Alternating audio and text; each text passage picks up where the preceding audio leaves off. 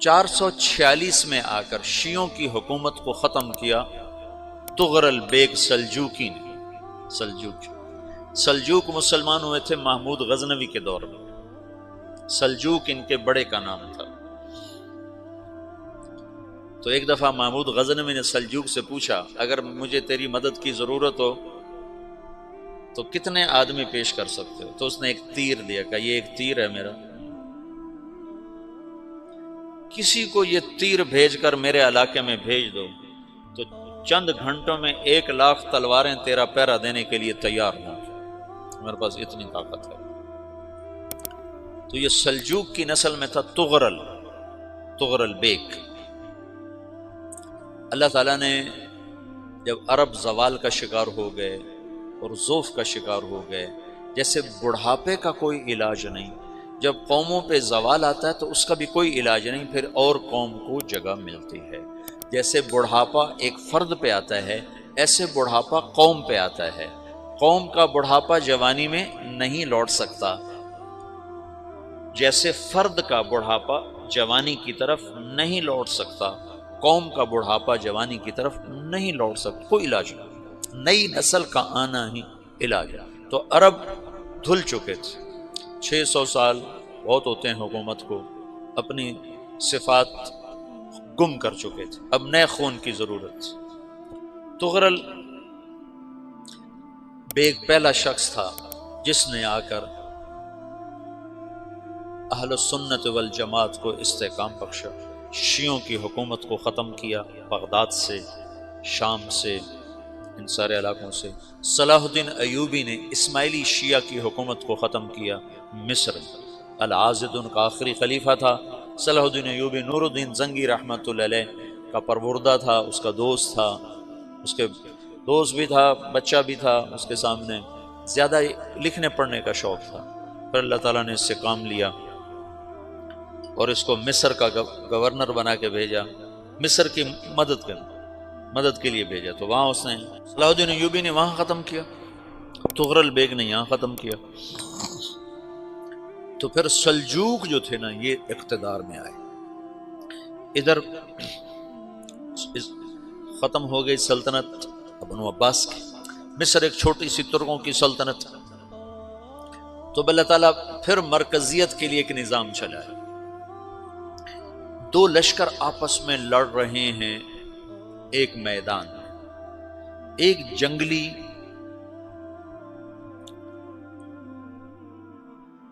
بدوؤں کا قافلہ، جنگل کے لوگ اپنے قبیلے کو لے کر، ایک جنگلی قبیلہ اپنے سردار کے ساتھ نقل مکانی کر رہا ہے ایک جگہ سے دوسری جگہ۔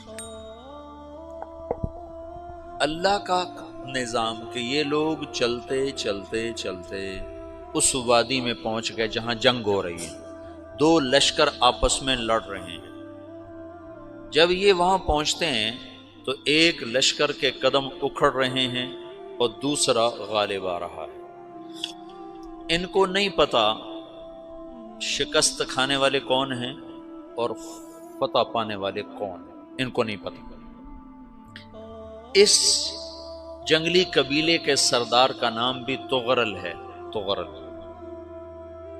تو یہ سردار کہتا ہے جو شکست کھا رہے ہیں ان کی مدد کرو، کچھ پتہ نہیں کون ہے، کہتا جو شکست کھا رہے ہیں ان کی مدد کرو۔ تو 400 وحشی جنگلیوں نے فاتح لشکر کے پیچھے حملہ کر دیا۔ وہ تو ایک کافی ہوتا تھا، 400 دوڑ جب تلواریں پڑیں تو چند لمحوں میں نقشہ بدل گیا، بھاگنے والے جم گئے اور جمنے والے بھاگ پڑے۔ جب جنگ ختم ہوئی تو شکست خوردہ لشکر کے بادشاہ نے ان کو بلایا، اسے پوچھتا ہے مجھے جانتے ہو میں کون ہوں؟ کہا نہیں۔ کہا تو تم نے میری مدد کیوں کی؟ کہا انسانی ہمدردی کی وجہ سے، تمہیں شکست ہو رہی تھی اس لیے تمہاری مدد کی۔ پھر اس نے اپنا تعارف کرایا، میں ہوں سلیمان سلجوقی، ترکی کا بادشاہ۔ مسلمانوں کا لشکر تھا اور تاتاریوں سے شکست کھا رہا تھا، تاتاری فتح پا رہے تھے، مسلمان شکست کھا رہے تھے۔ تو وہ اللہ کی غیبی مدد بن کر آئے، تو وہ اس سے کہتا ہے میرے ساتھ رہنا پسند کرو گے؟ تم نے میرے اوپر احسان کیا ہے، میں اس کا بدلہ دینا چاہتا ہوں، میرے ساتھ رہنا پسند کرو گے؟ کہنے کا کر لوں گا۔ تو اس کو لے کر ترکی آیا، اور استنبول اس وقت روم کی حکومت میں تھا، اسے فتح کیا اس تغرل کے آگے چوتھے پانچویں پڑپوتے محمد فاتح نے۔ تو یہ استنبول ہے، یہ ترکی ہے، بیچ میں ایک چھوٹا سمندر ہے، یہاں ایک جاگیر ہے۔ تو سلطان سلیمان کہتا ہے یہ جاگیر تجھے وقف ہے، ادھر سے رومی مجھے تنگ کرتے ہیں حملے کر کر کے، تو میرا دفاع کرتے رہنا، یہ جاگیر تیری۔ اس جاگیر پہ اس نے اپنے قافلے کو آباد کر دیا، اپنے قبیلے کو، اور ایک چھوٹی سی حکومت بنا لی، جو ایک صوبہ سمجھو سلمان سلجوقی کا، وہ ایک چھوٹا سا صوبہ ہے۔ وہاں جب یہ رہ پڑا تو پھر یہ ایک شیخ کے بیت ہوتا ہے، وہاں شیخ طریقت ہے، ان کے یہ بیت ہونے جاتا ہے، وہ اس کو رات اپنے پاس ٹھہراتا ہے، تو ایک کمرے میں ان کو ان کا خادم ٹھہراتا ہے۔ یہ جب کمرے میں جاتا ہے تو سامنے دیوار میں طاقچے پر قرآن پڑا ہوا ہے، تو یہ تغرل بیگ کہتا ہے یہ کیا ہے، یہ کیا ہے؟ تو وہ خادم کہتا ہے یہ کتاب اللہ ہے، قرآن ہے۔ اچھا، وہ اس کو وہاں چھوڑ کے باہر چلا جاتا ہے۔ وہ دیہاتی آدمی، جنگل کا رہنے والا، پہلی دفعہ زندگی میں قرآن دیکھا، وہ کہتا ہے یہ قرآن ہے، اللہ کی کتاب ہے، میں اللہ کی کتاب کے سامنے سو جاؤں، کتنی بے ادبی ہے۔ تو اس نے ایسے قرآن اٹھایا اور سر پہ رکھ لیا اور کھڑا ہو گیا، ساری رات قرآن سر پہ رکھ کے کھڑا رہا۔ رات کے پچھلے پہر اس کو خواب آیا، کھڑے کھڑے اس نے دیکھا کہ اس کی پشت سے ایک چاند نکلا اور شیخ کی بیٹی کے سینے میں جا کے اتر گیا۔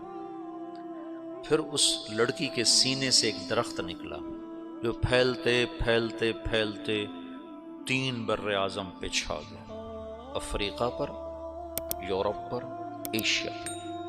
پھر اس کی آنکھ کھل گئی، وہ کھڑا ہوا ہے، تو اس نے صبح یہ خواب اپنے شیخ کو سنایا، تو انہوں نے اپنی بیٹی اس کے نکاح میں دے دی۔